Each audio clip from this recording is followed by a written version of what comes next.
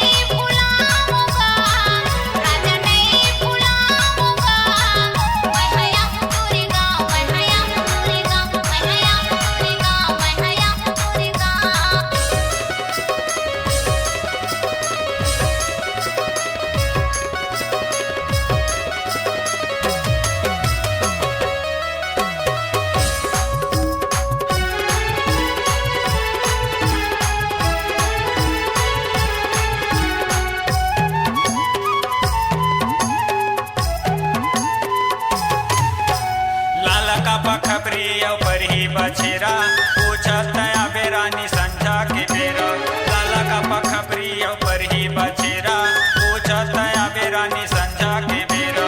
300 मार के भरा थे वो बाजार, रास्ता तो देखत रहिया होके वो तैयार। 300 मार के भरा थे वो बाजार, रास्ता तो देखत रहिया होके वो तैयार। रानी जन बुलावे वो